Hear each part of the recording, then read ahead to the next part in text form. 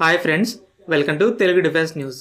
Friends, మీకు Indian మిలిటరీపై interest ఉంటే తప్పకుండా మన ఛానల్ని సబ్స్క్రైబ్ చేసుకొని డైలీ ఫాలో అవడానికి అయితే ట్రై చేయండి.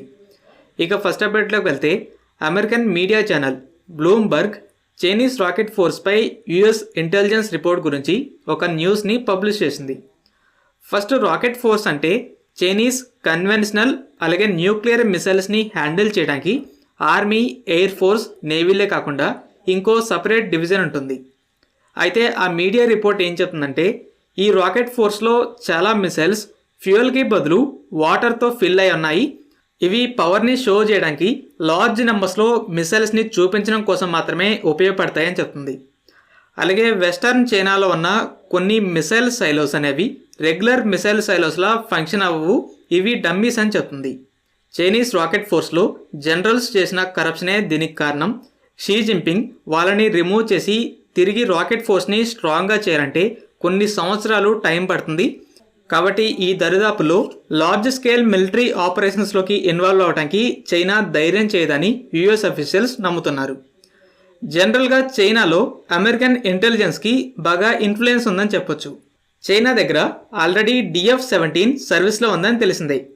అయితే DF-27 అనే ఇంకో లాంగ్ రేంజ్ గ్లైడ్ వెహికల్ని చైనా లాస్ట్ ఇయర్ సీక్రెట్గా టెస్ట్ చేసింది. అయితే లాస్ట్ ఇయర్ మీడియాకి లీక్ అయిన పెంటగాన్ డాక్యుమెంట్స్ అనేవి ఈ చైనీస్ సీక్రెట్ మిసైల్ టెస్ట్ గురించి బయటపెట్టాయి. Pentagon Chinese ships, missile numbers, overall military growth గురించి ప్రతి సంవత్సరం కూడా రిపోర్ట్స్ని ఇస్తూనే ఉంటుంది. దీన్ని బట్టి అమెరికన్ ఇంటెలిజెన్స్కి చైనాలో బాగా ఇన్ఫ్లుయెన్స్ ఉందని అయితే చెప్పొచ్చు. అయితే ఇప్పుడు వచ్చిన ఈ డమ్మీ మిసైల్స్ గురించి పెంటగాన్ అయితే అఫీషియల్గా అనౌన్స్మెంట్ చేయలేదు. యుఎస్ ఇంటెలిజెన్స్ అఫీషియల్స్ చెప్పారని బ్లూంబర్గ్ అనే ఒక మేజర్ మీడియా ఛానల్ పబ్లిష్ చేసింది. ఇది నిజమైతే చైనీస్ రాకెట్ ఫోర్స్కి పెద్ద ఎదురుదెబ్బ అవుతుంది. రీసెంట్గా నార్త్ అరేబియన్ సీలో 5 to 6 పైరేట్స్ అంటే సముద్రపు దొంగలు వెపన్స్తో వెళ్ళి ఒక లైబీరియన్ ఫ్లాగ్తో ఉన్న షిప్ని హైజాక్ చేయడానికి ట్రై చేశారు. అయితే షిప్లోకి కొంతమంది వెపన్స్తో ఎంటర్ అయ్యారని షిప్ నుండి మెసేజ్ వెళ్ళగానే Indian navy Kolkata class destroyer అయిన INS చెన్నైని ఆ షిప్ వైపు పంపింది. PATI సీ గార్డియన్స్ని కూడా డిప్లో చేసి ఆ షిప్ని మానిటర్ చేయడం స్టార్ట్ చేసింది.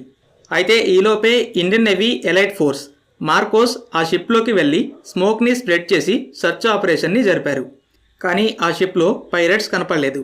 ఎయిర్ క్రాఫ్ట్, డ్రోన్స్ని చూడగానే పైరేట్స్ పారిపోయి ఉంటారని నమ్ముతున్నారు. ఫైనల్గా మార్కోస్ 21 క్రూ మెంబర్స్ని సేవ్ చేశారు. వారిలో 15 మంది ఇండియన్సే ఉన్నారు. ఆర్మీకి పారాఎస్ఎఫ్, ఎయిర్ ఫోర్స్కి గరుడ్ కమాండోస్ లాగానే ఇండియన్ నేవీకి మార్కోస్ అంటే మెరైన్ కమాండోస్ కూడా ఉన్నారు. వీళ్ళు ప్రైమరీగా ఇటువంటి ఆపరేషన్స్లో పార్టిసిపేట్ చేస్తారు. వీళ్ళు యుఎస్ నేవీ సీల్స్తో కలిసి ట్రైనింగ్ తీసుకుంటారు. మార్కోస్నే India's most powerful elite special ఫోర్స్గా పిలుస్తున్నారు. ఎందుకంటే వీళ్ళ ట్రైనింగ్ అనేది ఇంకా టఫ్గా ఉంటుంది. అమెరికా హైపర్సానిక్ మిసైల్స్ని ఎర్లీ స్టేజెస్ నుండే ట్రాక్ చేయడానికి లో ఎర్త్ ఆర్బిట్లో కూడా శాటిలైట్ బేస్డ్ సెన్సార్స్తో ఒక నెట్వర్క్ని ఏర్పాటు చేయబోతుంది. బలిస్టిక్ మిసైల్స్తో పోలిస్తే హైపర్సానిక్ వెపన్స్ అనేవి చాలా తక్కువ ఎత్తులో అట్మాస్ఫియర్లోనే ప్రయాణిస్తాయి. లాంచ్ చేశాక చాలా ఫాస్ట్గా టార్గెట్స్ని రీచ్ అవుతాయి. భూమి గుండ్రంగా ఉండటం వల్ల డిటెక్ట్ చేశాక రెస్పాన్స్ టైం అనేది తక్కువ ఉంటుంది. అలాగే కోర్స్ని చేంజ్ చేసుకోవడం వల్ల ఇంటర్సెప్టర్స్ వీటిని చేజ్ చేయడం కూడా కష్టంగా ఉంటుంది.